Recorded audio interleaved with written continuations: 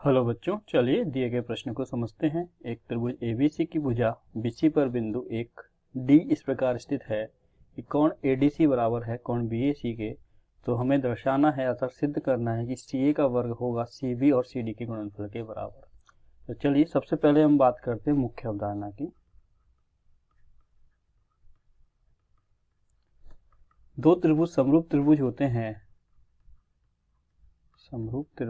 हैं तो उनके संगत कोण बराबर होते हैं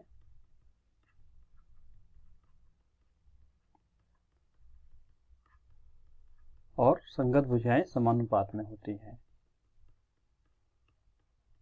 या फिर हम कहें यदि इन्हीं दो त्रिभुजों के संगत कोण बराबर हो या संगत भुजाएं समानुपात में हो तो वो त्रिभुज क्या कहलाते हैं? समरूप त्रिभुज कहलाते हैं। तो संगत भुजा समानुपात में होती है। हमें यहाँ प्रश्न में बात की गई है त्रिभुज एबीसी की। चलिए त्रिभुज एबीसी बनाते हैं।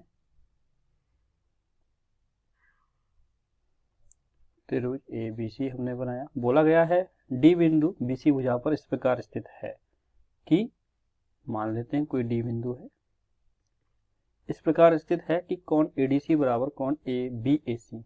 कोण बी ए सी क्या हो गया? ये हो गया। ये किसके बराबर है? यदि हम बिंदु डी को ए से मिलाएं तो कोण एडीसी के बराबर, अर्थात ये कोण थीटा है तो ये कोण भी क्या होगा? थीटा होगा। तो चलिए अब बात करते हैं। हमें दर्शाना है सी ए का वर्ग बराबर क्या है? सी बी बटे सी बी गुणा सी डी। सिद्ध करना है हमें सी ए का वर्ग बराबर सी बी गुणा सी डी, और दिया गया है हमें कोण एडीसी बराबर कोण बीएसी। चलिए हम देखेंगे यहाँ से सी ए अर्थात एसी भुजा, बीसी भुजा और सीडी भुजा, एसी भुजा, एबी भुजा, बीसी भुजा और एडीसी की त्रिभुज की एडी डीसी एसी भुजाएं के बीच में संबंध हमें दिया गया है जो सिद्ध करना है। तो चलिए हम इन्हीं दो त्रिभुजों की बात करते हैं, त्रिभुज ए बी सी व त्रिभुज ए डी सी से हम बात करते हैं। तो त्रिभुज ए बी सी और त्रिभुज ए डी सी में हमें दिया गया है कोण ए डी सी बराबर कोण बी ए सी, जो हमने थीटा के बराबर माना है, ये हमें दिया गया है। अर्थात कोण, ये वाला कोण और ये वाला कोण एक दूसरे के बराबर है। ठीक है, आगे बात करते हैं कोण सी दोनों त्रिभुजों में उभयनिष्ठ कोण है। कोण सी त्रिभुज एडीसी के अंदर भी है, त्रिभुज एबीसी के अंदर भी है। तो कोण सी हमारा क्या हो जाएगा? उभयनिष्ठ कोण हो जाएगा। तो दोनों त्रिभुजों के अंदर दो कोण एक दूसरे के बराबर है, अर्थात हम यहाँ पर ए समरूपता अर्थात कोण कोण समरूपता कसौटी से, कोण कोण समरूपता कसौटी से दोनों त्रिभुज क्या हो जाएंगे? एक दूसरे के समरूप हो जाएंगे। त्रिभुज ए बी सी समरूप हो जाएगा। कोण सी के बराबर हो जाएगा। कोण डी कोण ए के बराबर हो जाएगा। यहां से हम लिख देंगे बी ए सी बराबर ए डी सी है, बी ए सी बराबर ए डी सी। ये हमारा डी और ये ए, मैंने गलत लिख दिया है, यहाँ पे होगा आपका डी ए सी, त्रिभुज डी ए सी, जहाँ पे कोण डी बराबर कोण ए है, कोण डी बराबर कोण ए है, कोण बी बराबर कोण ए है और कोण सी एक दूसरे के उभयनिष्ठ कोण है। तो त्रिभुज एबीसी समरूप हो जाएगा त्रिभुज एडीसी के। आप चाहें तो इसको लिख सकते हैं त्रिभुज बी ए सी समरूप लिख सकते हैं त्रिभुज एडीसी के। दोनों एक ही बात है, बस हमने जो संगत कोण थे उसके आगे संगत कोण ही लिखा है। कोण बी का संगत कोण कोण ए है, कोण ए का संगत कोण कोण डी है, कोण सी का संगत कोण कोण सी ही है।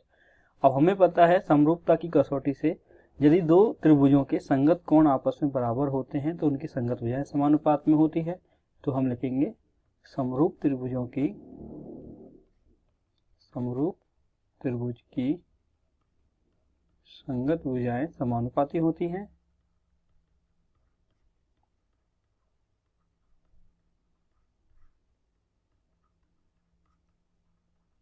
इसलिए हमारे त्रिभुज BAC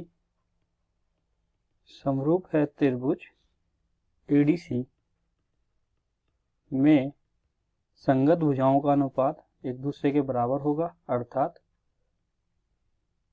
BA बटे होगा AD बराबर होगा AC बटे होगा DC बराबर होगा BC बटे AC। यदि हम अंतिम दो पदों को लें, अंतिम दो पदों को लेके सॉल्व करें, अंतिम दो पदों से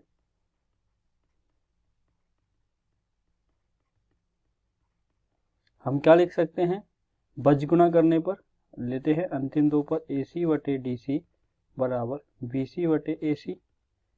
तो वज्र गुणा करने पे क्या लिख सकते हैं, वज्र गुणन से AC के बराबर, AC को AC से गुणा करेंगे और BC को D से गुणा करेंगे।